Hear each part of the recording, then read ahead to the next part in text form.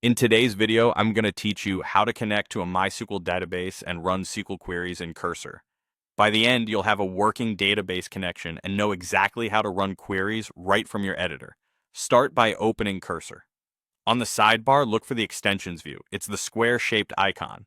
In the search box, type a keyword like MySQL, then pick a reliable extension such as SQL Tools or Database Explorer. Click Install, and if you're prompted to reload the window, go ahead.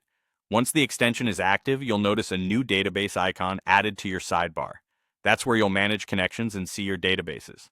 Click the new database icon and choose the option to add a new connection.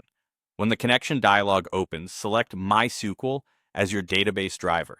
This tells the extension how to talk to your database. Now fill in your connection details. Give the connection a friendly name so you can recognize it later. Set the host to either localhost if the database is on your machine, or use your server's IP address for a remote database. Leave the port at 3306 unless your server uses a different port. Enter your database name, AOO, along with the username and password provided by your database admin or hosting provider. Keep your credentials private and avoid saving them in code files. The extension's secure storage is a safer place. Before you connect, click Test Connection.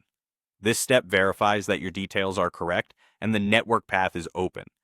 If the test fails, double-check the host, port, and credentials, and make sure any firewall or security group settings allow access. When the test is successful, save the connection, then click Connect. You should now see your database appear in the sidebar, often with its schemas and tables listed. To run queries, create a new file with the .SQL extension in the editor. Type your SQL, for example, select from Users.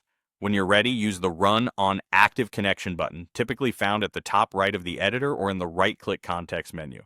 The extension will execute the query against the connection you just set up. Your results will appear in the output panel within the IDE, usually as a grid with columns and rows. If you get an error, read the message in the output panel. It often points to a typo, a missing table, or a permissions issue. For large tables, consider adding limit to keep results manageable.